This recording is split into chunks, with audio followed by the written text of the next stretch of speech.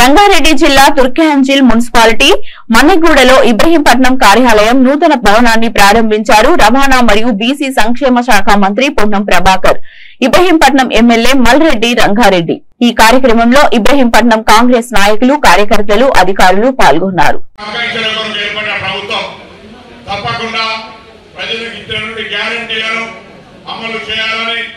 ప్రభుత్వం ఏర్పడ్డ 48 గంటల్లో తెలంగాణ ఉన్నటువంటి అక్కా చెల్లెలందరికీ ఆర్టీసీ బస్సులో ఉచితంగా ప్రయాణ సౌకర్యాన్ని కలిగించడం. ఇప్పటికీ దాదాపు 9 కోట్ల జీరో వాల్యూ టికెట్లను మహిళలకు ఇష్యూ చేయబడ్డాయంటే దానికి సంబంధించి ఎక్కడ కూడా చిన్న చిన్న ఇబ్బందులు తప్ప ఎప్పటికప్పుడు సంస్థ పక్షాన, రవాణా శాఖ పక్షాన, ప్రభుత్వం పక్షాన రివ్యూ చేస్తూ ఇబ్బందులు లేకుండా ఉండే విధంగా ప్రయత్నం చేస్తూ ఉన్నాం. మొన్న సంక్రాంతి పండుగ వచ్చినా, రేపు పొద్దున సమ్మక్క సారక్క జాతర వచ్చినా మహిళలకు సంబంధించి అదే ఉచిత బస్సు ప్రయాణాన్ని కొనసాగించాలనే ఒక నిర్ణయాన్ని ప్రభుత్వం తీసుకుందనే మాట కూడా ఈ సందర్భంగా మనం చేస్తా ఉన్నాం. ఇవాళ మనం ఒకసారి ఆ ఉచిత ప్రయాణాన్ని సమీక్షిస్తే అక్కా చెల్లెలందరూ కూడా తీర్థయాత్రలకు సంబంధించి కావచ్చు, తమ తల్లిదండ్రుల ఇంటికి కావచ్చు, లేదా ఇతరత్ర బంధువుల ఇంటికి వెళ్ళినా, పిల్లలు చదువుకునే కాడికి వెళ్ళినా అనేక సందర్భాల్లో ఇలా ఉచితంగా బస్సు సౌకర్యాన్ని వాడుకుంటా ఉన్నారు. అదే సందర్భంలో ఇలా సాయంత్రం 4 గంటలకు ఆటో యూనియన్లను పిలిచినాం. కొంత కుట్ర జరుగుతూ ఉంది. ఎప్పుడు కూడా గతంలో మెట్రో ఏర్పడింది. ఇక్కడ మెట్రో ద్వారా 4 లక్షల మంది ప్రయాణికులు ప్రయాణం చేస్తూ ఉన్నారు. ఓలా, ఓబర్ అనేక రకాల కొత్త సంస్థలు వచ్చినాయి.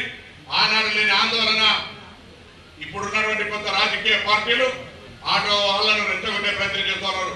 వాళ్ళకి విజ్ఞప్తి బహిరంగంగా చేస్తున్నారు. రవాణా శాఖ మంత్రిగా, తెలంగాణ ప్రభుత్వంగా మీ పట్ల వ్యతిరేకంగా తీసుకున్న నిర్ణయం కాదు ఇది.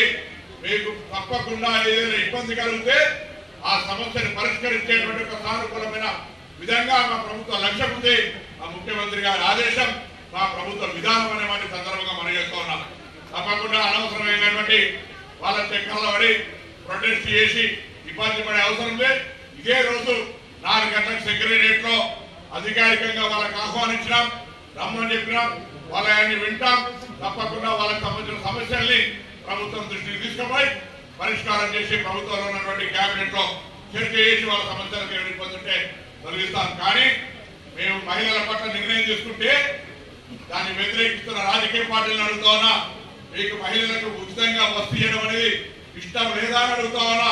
అందుకే ఆటో కార్మికులను రెచ్చగొడుతున్నారా అని అడుగుతా ఉన్నా. ఈ సందర్భంగా ఏది ఏమైనా ఇలా ప్రభుత్వం దృఢ సంకల్పంతో ఈ యొక్క రవాణా శాఖ ప్రక్షాళన, రవాణా శాఖలో ఉన్నటువంటి అనేకమైనటువంటి ప్రజా సౌకర్యాలను మెరుగైన విధంగా మారుతున్న కాలానికి అనుగుణంగా మార్పు చేసేటువంటి ఒక ఆలోచనతో ఉందనేటువంటి మనం కూడా ఈ సందర్భంగా మనం చేస్తా ఉన్నాం.